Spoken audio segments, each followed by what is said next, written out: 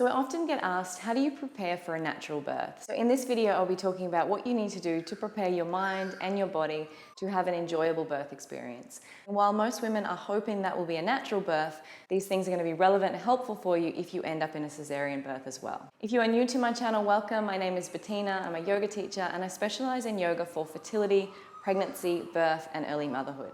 So let's start with the physical body first. As a yoga teacher, most of the women I see come to me for a physical problem first. And it's through a yoga practice that we get to unravel the body a little. And from there, we often address the emotional and the mental stuff as well. But let's start with the physical body because mostly that's what people are concerned about when they're thinking about birth. They're worried about the pain, they're worried about how they will cope, they're worried about birth injuries, they're worried about their baby.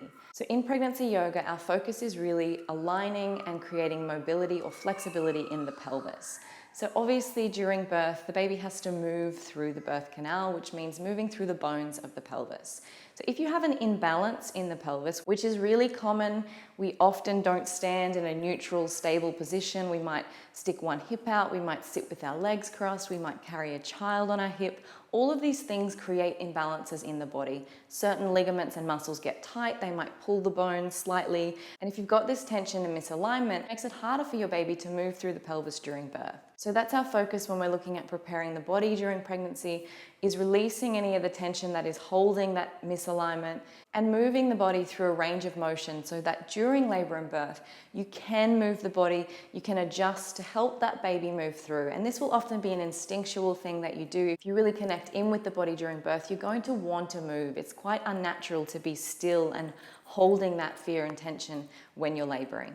So with that being said, I obviously recommend you getting yourself along to a pregnancy yoga class to prepare for birth.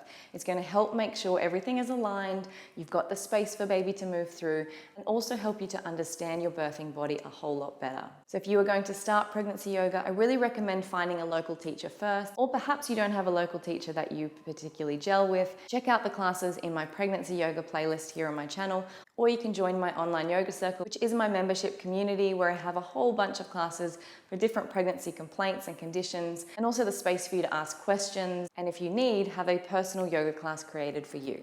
So the second thing I recommend women doing when they're preparing their body for birth is learn how to really relax on demand. Birthing is intense and it can be quite stressful, especially if you're going into a hospital environment. Things happen and they stress you out. And it's a really helpful skill to know how to bring yourself back down so that you can allow your body to keep birthing. If you get really stressed and fearful when you're in labor, your body will shut down the labor process because it thinks there's some sort of danger and you don't want to be birthing at this time because then you can't run or fight, which is a survival instinct. So the body is doing what it knows how to do best and it is looking after you. But you need to look after your body by telling your body, I'm just stressed about the new doctor that walked into the room and his kind of attitude he gave me. It's okay, I can go back to my deep belly breathing or my counting or my visualizations, and these things will help you to learn how to relax on demand and get back into that birthing space. And you really do need to practice this. You can't do it once and learn how to do it and then you'll be really good at it. You need to practice it so it becomes second nature. And you can practice it in your life throughout your pregnancy. So if you're still working, maybe there's stressful stuff happening at work, you can use these skills to practice relaxing in that environment as well, and then you'll be even better at it by the time you get to your labor and birth.